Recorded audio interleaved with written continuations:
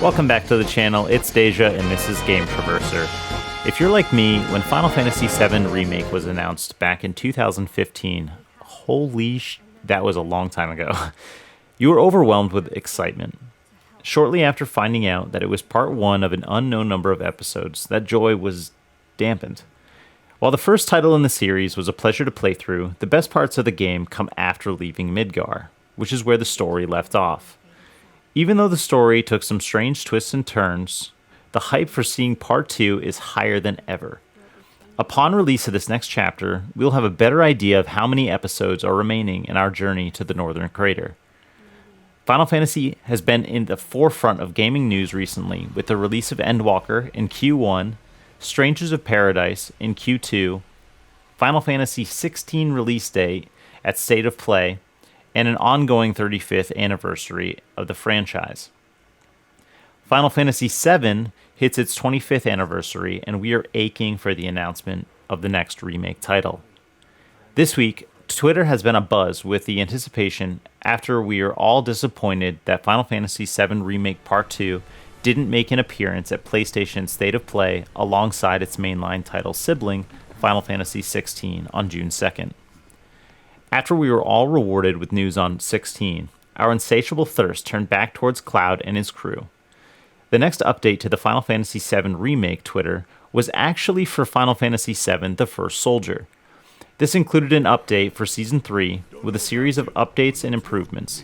Side note, this game is actually a lot of fun to mess around with if you like Battle Royales, but it could definitely benefit from a PC or cross-platform port.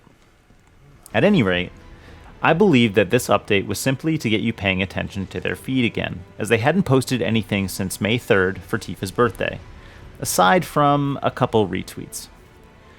Then on June 10th, they announced a Final Fantasy VII 25th Anniversary celebration stream, a stream that would only be around 10 minutes long. And for anyone who has ever dealt with Square Enix, you know that they like to reiterate the same information over and over and over and over and over to fill up time at events. But something about this feels different. It will be a short and sweet, but we have packed in lots of information, so I hope everyone can look forward to the unveiling, says Tetsuya Nomura. You followed this tweet with the hashtags Final Fantasy VII 25th, hashtag Final Fantasy VII R, and hashtag Final Fantasy First Soldier. Later in the day, Final Fantasy VII R Twitter posted an anniversary reminder of Final Fantasy VII Remake Intergrade for the PS5, and a quick reminder of the anniversary celebration broadcasts, with the hashtag Final Fantasy VII 25th. Now this announcement could go multiple directions, as Square has definitely baited us before.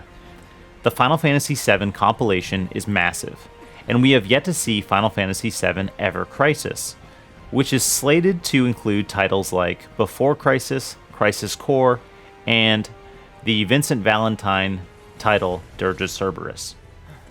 What do you think? Will we see a new trailer? Possibly a teaser? Or do you think the anniversary broadcast will highlight a history of the compilation with a token, please look forward to it style update? Let me know what you think in the comments below. What are your plans next Thursday? Hopefully, tuning in. For more updates like this, be sure to like, share, and subscribe. Until next time, thanks for watching.